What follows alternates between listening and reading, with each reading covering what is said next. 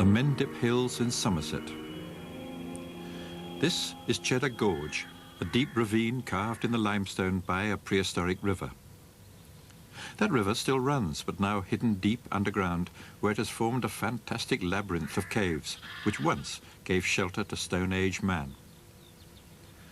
Local legend tells of a great cave under Mendip, known to earlier generations, but now lost, its entrance buried and forgotten. There are stories of distant thunder from deep within the hills. Some believe this to be the sound of huge rockfalls in some gigantic chamber. Others prefer supernatural theories. The atmosphere of mystery which surrounds this place helps to draw thousands of visitors to the gorge in summer. The milling crowds compete for space with the traffic in the narrow street. They come to gaze at the towering cliffs, to buy a souvenir or two, and to sample the cheese.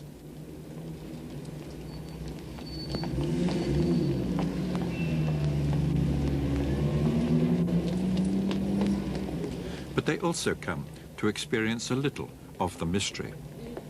Here at Goff's Cave, they can leave the familiar world outside and enter a subterranean world of darkness and strangely beautiful rock formations. You're now in the diamond chamber, perhaps the most spectacular part of Goff's Cave, and you're also some 400 feet below the Mendip Hills and a quarter of a mile from your start. The river that once carved out these caves now runs deeper down, beneath the feet of the visitors, creating more caves yet to be discovered. Cheddar's a funny sort of place. I mean, they've recently discovered bones that predate the Ice Age in there. You know, they go back tens of thousands of years. You know, so early man has been there in Cheddar Caves as long as he has been in Britain anywhere. And there's still this thing that, you know, in the places that early man came to, the first places that people lived in Britain, are still some of the most unknown places. You know, you have thousands, tens of thousands of tourists going around there every year, and yards from their feet, you know, yards from the places that cavemen walked and lived and ate and slept, are places that man's never been in, you know, the last unexplored Britain.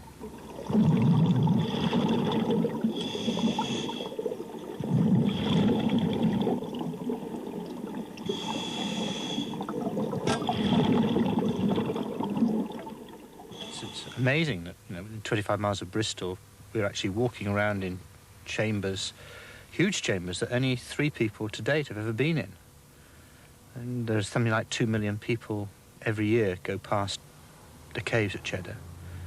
And maybe, what, a couple 100,000 of those go inside. And, you know, they would never imagine that under their feet are these large passages and chambers that, you know, that we can actually discover. I think it's a tremendous sort of concept, really.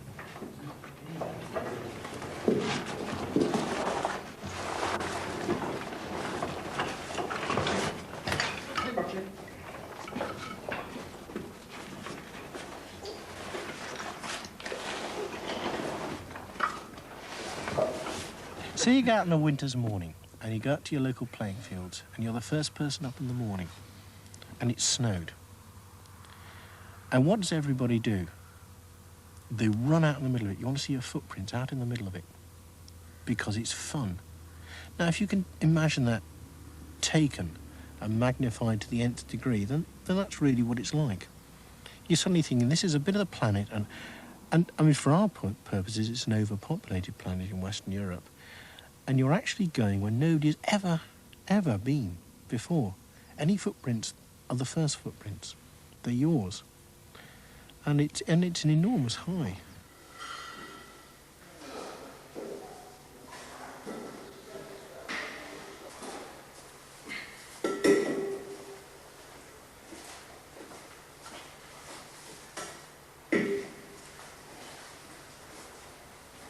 They're my mates, you know, they go down this miserable hole in the ground and I give them the kit in the right order, feed their kit to them, dress them as though they were babies, which in some instances they really are, and then I sit about in the dry-ish and wait for them to come back. And that is really harrowing in some ways. You're sitting there and they've suddenly gone an hour and they don't reappear for 6 or 7 hours, and you're just sitting there waiting for them to come back thinking, well, are they alive? What's happened? Where are they? For most people, the very thought of cave diving is the ultimate nightmare. But for the divers, it can be the ultimate dream. To do it takes courage, determination, and a Land Rover full of special equipment. I started cave diving a long way from the Mendips, up in the Yorkshire Dales about 12, 15 years ago, then making very, very short penetrations into flooded passages, things we thought were very, very exciting at the time, only perhaps 200 or 300 feet long. And we've come really a long way from things since then, working a lot abroad nowadays. But I think Cheddar Cave here is still one of the most exciting underwater exploration projects on the planet, really, much less in Britain. And it's certainly one of the last great adventures of Britain. But there is the sheer thrill of going where no one else has been before, and without a doubt, that's an awful lot of it. There's certain technical pleasure in being accomplished with particular skills. I mean, violinists find this playing with violins. Racing drivers get it driving racing cars very fast. We get, I think, a certain amount of it out of playing with fairly technically demanding diving equipment, often working with it at the limits of its ability. So it's much more than the simple because it's there syndrome. There's always a sense of wariness about what you're doing, that you're going somewhere and you're doing something that is objectively dangerous. And any activity on the face of the earth is as dangerous as you want to make it, and you make as much effort as you can to reduce those risks. So there have been times in Cheddar when I've probably come as close to dying as I ever want to without actually going over the edge. And those are often times when I've done something wrong, rather than the environment has done something wrong. It's just simply a fairly unforgiving sort of place to make errors in. And I think because somewhere is objectively dangerous, you do therefore take more care. There are days when you don't even get in the water because you suddenly think today is the day that I'm not going to be able to make the rational decision. Fear really is the thing that keeps you alive. I mean, if somebody didn't have fear, then they're not going to survive. They're going to go on one very incredible journey and not come back, I would think. There are a lot of primeval fears involved with the idea of going underwater in a cave. There have been times in cave diving when I've turned around simply because I've been too scared to go any further. I've had lots of air, I've had lots of line, the passage has been nice and big, and there's just been something inside me that said, no, time to run away. But one of the thrills is you go back there a couple of days later and you just breeze past that point and you're into unexplored territory again. And you've literally met your own fear limits and you've coped with them, you've thought about them, you've conquered them, and you're going on. Good fun.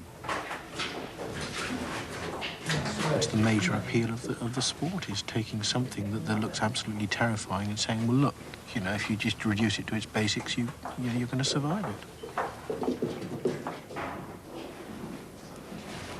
These divers are about to enter the shaft they call Dire Straits. It leads down to the underground river. For years, cavers had searched for a way into the Cheddar River without success. It was the discovery by Richard Stevenson of this route that opened the way to one of the most important cave explorations of recent years, and the search for the lost cave. The dive isn't easy. It's a narrow, twisting shaft full of projecting rocks ready to snag the bulky diving equipment, which is their life support system and has to work properly. I hate getting belts twisted, and I hate little particular things going wrong. I now get fairly neurotic about everything being on in the right way.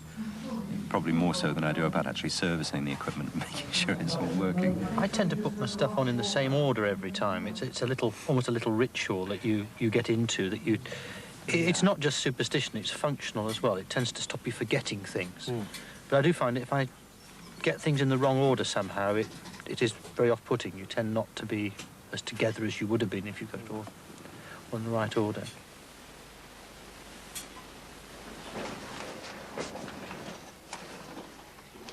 Any time we actually go cave diving, you'll find a great reluctance amongst all of us to actually get in the water. We will procrastinate as long as we possibly can.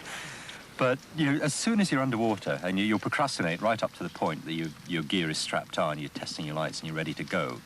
And then there's this sense of, oh God, here we go again. Well, yeah, hope to be okay this time. And as soon as you're underwater, things are fine. And you're away, and then suddenly you're switched on, you're alert, and you've gone. And a lot of it is just this anticipation. And it's a sort of nervous reaction to the fact that you are going to have perhaps a great adrenaline buzz, or you are going to be going somewhere. Once you're committed to the journey, it then becomes fun. They call this a sump. It's hard to believe that diving into a muddy hole could ever be fun, but for Richard Stevenson, the breakthrough to the underground river was an extraordinary moment. And all of a sudden the temperature went down about 3 degrees. In fact, it's probably nothing like that, but it felt like that. And the visibility cleared, and I was suddenly in this amazing blue river. I just couldn't believe my eyes. I mean, I'd actually got into the main Cheddar River cave. And it was just too simple.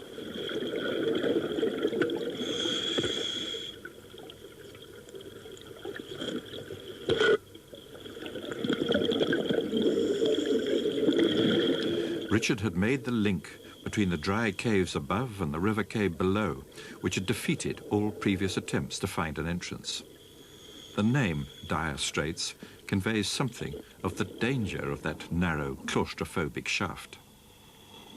It's difficult to convey to somebody who doesn't know about cave diving how incredibly frightening Dire Straits must have been to somebody who was diving it for the first time, not knowing that it would go and not knowing they'd be able to come back. You're diving a tight, meandering passage, so you don't even know that you're going to be able to find the same way back that you went in through, in absolutely nil visibility. I'm still incredibly impressed by it. Now they could begin to explore the river itself.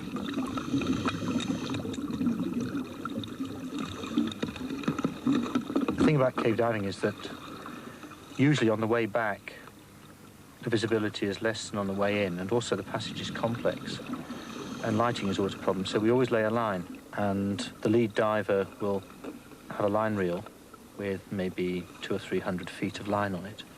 And as we progress through the cave, we lay this line. It's usually the responsibility of the second diver to belay that line onto convenient rocks or spikes on the way in so that it doesn't get dragged into impenetrable, narrow parts of the cave. Something we all dread is going through a piece of cave passage through quite wide, open passageway, and to find that when you come back, the line has been pulled into a tight and impenetrable part of the cave passage.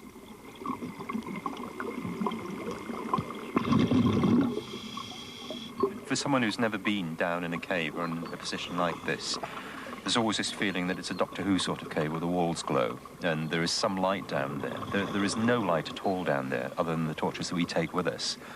And if those fail, or if the water is so thick with silt that you literally cannot see your hand held in front of your face up to your mask, then you're working in a darkness. It's almost so absolute that it's impossible for people to imagine it. You know, it's like being under the bedclothes on a dark night with your eyes shut. And, you know, there are times when you literally are working conditions like that. In this whole three-dimensionality with the twisting, turning passage and the silt banks and the small cracks. And you're in a world where touch is just as valid a sense as sight. You know, sight's, you know, something that's handy to have if the conditions allow, but touch can be much more important.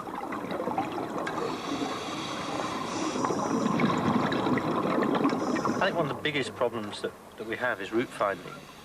Particularly in Cheddar, it's a very large passage, and cave passage is very complex.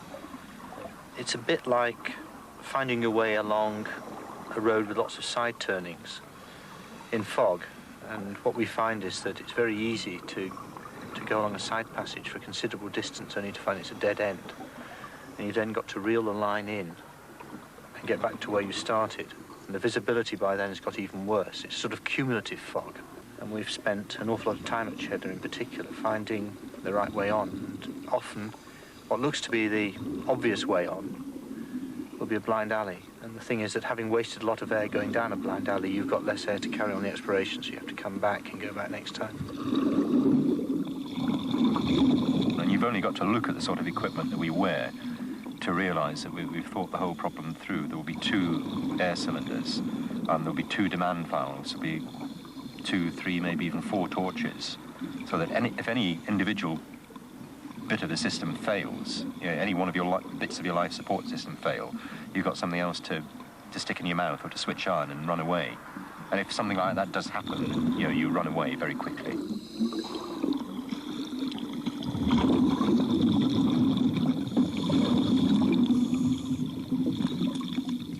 Since the invention of the sport, the finding of a major unknown cave has been the dream of every diver, the Holy Grail. Driven on by this goal and armed with lightweight Video 8 equipment to record events as they happened, the team began a series of longer and longer dives.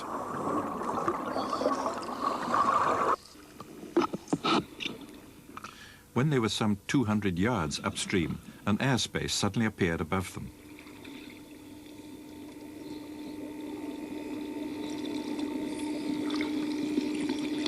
Surfacing, they found they were in a small, muddy cave with a passage leading from it.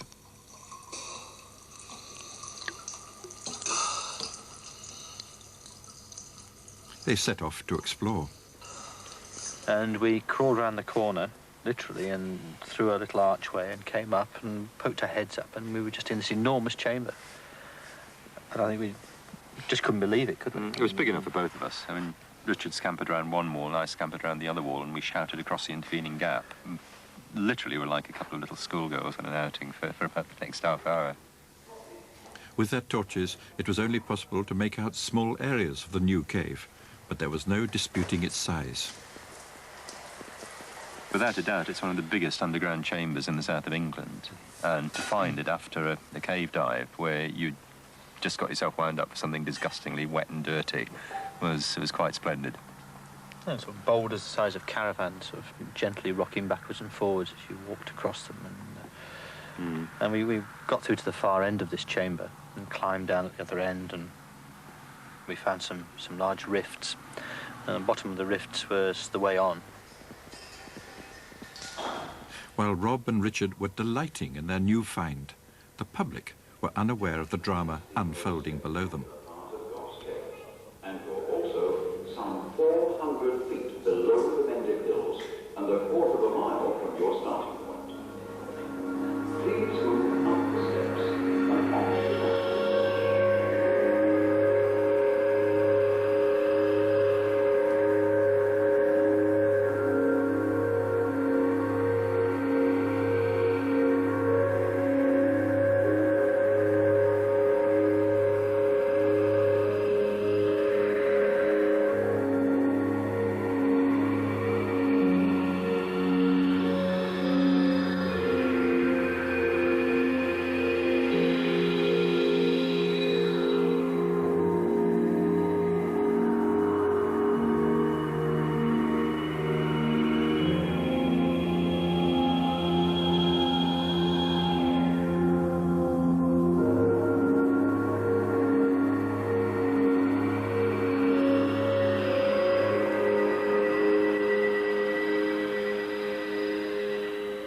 The cave, which they named the Bishop's Palace, was the size of a cathedral. Could it be that they'd actually found the legendary lost cave of Cheddar? Beyond the Bishop's Palace, the river continued, now going deeper down, before rising again to a small airspace, Shepherd's Crook. If a dive was to be mounted on this section, a better entrance to the river than Dire Straits had to be found. It's not going to get any better until we fix it. It's plenty of this anyway. Between Dire Straits and the Bishop's Palace, they'd passed an airspace which they called Lloyd Hall. If they could reach this from the dry caves, the worst part of the dive could be bypassed.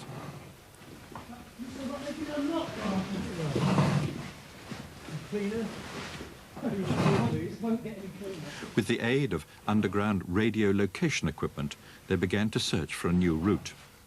In places, the roof was less than 12 inches high, and further on, loose rock made conditions treacherous.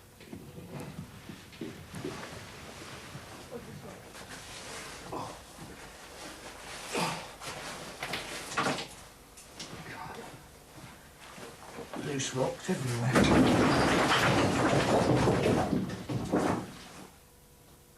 Guess what, fellas?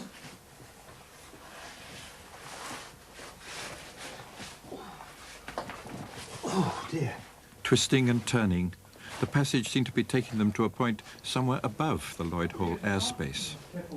At last they reached a small cave where they could stand upright. It ended in a shaft blocked with debris.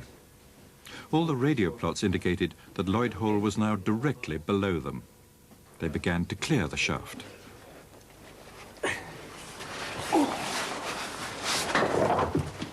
Careful with those rocks. Yeah, it's just... How many more of these are there? Not so many, I think. It'd be rather nice if you put them down more carefully, because it's all rather nice if you put them down. You could keep quiet for a second now. Yeah. We're going to trundle a couple of boulders down the hole and see if we hear the water. Righto. Huh? OK, Rob. Oh, Bloody hell. I think we're there. I think we're there. It's got to be Lloyd Hall. They were through to Lloyd Hole and the river. Now the downstream section between Lloyd Hole and the original entrance at Dire Straits could be left undisturbed as a conserved area.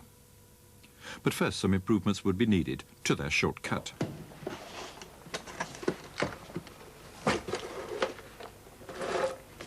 One of the more satisfying parts of cave exploration is known as banging, the setting and detonation of explosive charges to move rock. With a few carefully placed explosions, this new route could be enlarged and stabilized. It's a finely judged process that's more sophisticated than it looks. Too little explosive and you fail to shift the problem. Too much and you risk a roof fall with damage to the delicate environment. Once, early explorers and visitors broke off rock formations that had grown over millions of years to keep as souvenirs. Today, conservation is the watchword, both for the divers and for the company that operates the caves. Future generations have to be considered, and damage of any kind is kept to the absolute minimum. Batteries? Let's make it go bang, eh? Yeah, might be able to get through it then.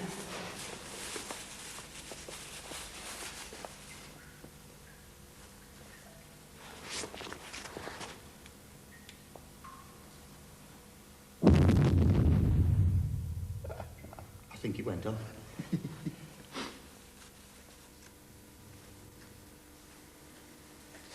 We've engineered a new route down to water level. We're at the moment in the process of building a sort of platform in there which will allow us to kit up at the side of the lake because there is no actual dry land in Lloyd Hall. It is just a chamber full of lake. And from this platform we can then dive the now relatively short distance through into the Bishop's Palace, carry our equipment over to the further sump, dive through to Shepherd's Crook and continue the exploration on from there. And what we find, you know, from there on, really, you know, at this moment, we don't know. It takes 70 feet of wire rope ladder to reach the water in Lloyd Hole. And this after crawling through muddy passages so low in places that you can't even raise your head. Yet the divers regard this part as the easy route to the Bishop's Palace, simply because it's above water.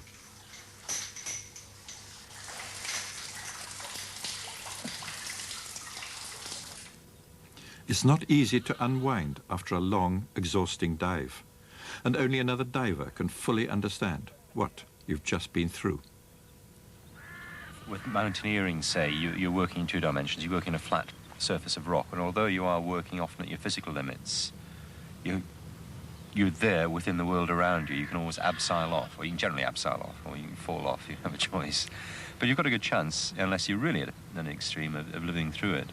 With caving, and cave diving in particular, you're working in an enclosing three-dimensional environment that really, you know, when you're underwater is an alien world. You can't breathe the atmosphere.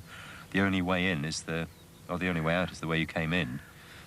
You can't abseil off, as it were. You know, if things go wrong, which could be going wrong anywhere around you, you know, needn't be on the plane that you're swimming across, then you have to find some way of sorting that out. And it really, really is as alien an environment as you can get without actually getting off the planet.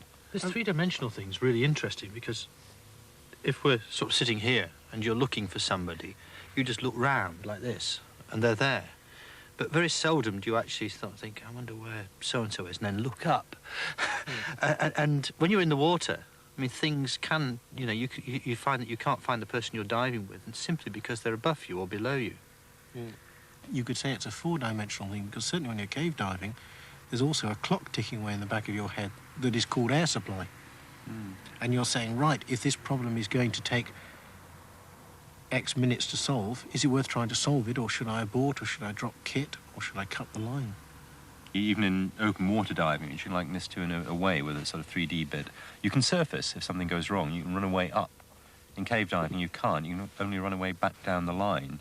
And to all intents and purposes, if we're 1,000 feet into a sump, we're 1,000 feet underwater. We might as well be straight down. Pressure differential, fine, but you cannot hold your breath that far and swim out. So there, time adds that fourth dimension onto it.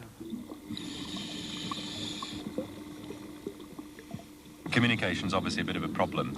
You can't easily speak to each other underwater, and in fact, very, very rarely do we need to communicate underwater. We're generally sort of several hundred feet away from each other. If we do, it's by sign language that fits the moment. It's not by necessarily a prearranged sequence of signals, but it's by things that fit the sort of the feeling of the moment. If you've got something wrong with your demand valve, you probably go through a whole little pantomime of things that try to say what the problem was, or if you'd lost something, you point to the fact that your foot didn't have a fin on it anymore.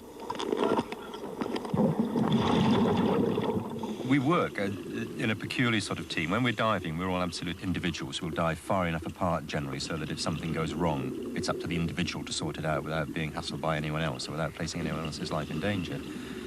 But when we're actually in the cave, the fact that the three of us are in there together doing a specific task, where two of us are relying on the third, it may be to get one person diving in the far end of the cave, and the other two people have got to carry equipment through there, and they've got to sort of be in there at a certain time with a certain bit of gear to be part of the jigsaw. So the teamwork is definitely there, but it's a very loosely associated sort of teamwork that is nonetheless very, very reliant on each individual member.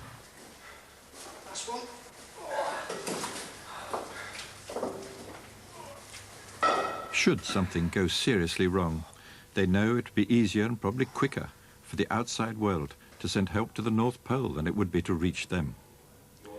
Yet, they're only yards from the safety of the show caves.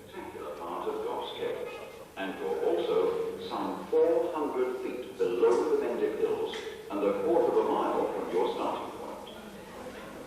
Please move up the steps and onto the platform and look straight ahead. The world the divers are discovering is at present beyond the reach of ordinary people, and its protection becomes their responsibility. It's a very, very delicate environment. Inevitably, when you go through, you're going to destroy it, bit by bit. But the less destruction you do, then the longer it will last for everybody else to enjoy. You can now see the path that we're wearing, and, in a way, it cheapens the cave, it lessens the cave. And the beauty of finding the next bit on is that that bit is still pristine and untouched and unsullied. I mean, that's much of the excitement of it. The cave could finish around the next corner and it wouldn't surprise us, or it could go on for miles. Nobody can say for sure if the Bishop's Palace is indeed the lost cave. But for the divers, the most important thing is that having found it, their search continues. Now they're diving deeper than ever before in Cheddar. They're 200 feet below sea level and meeting still more demanding conditions against which to test their equipment and themselves. Like astronauts walking on the moon, they are exploring an environment almost as alien right here on planet Earth.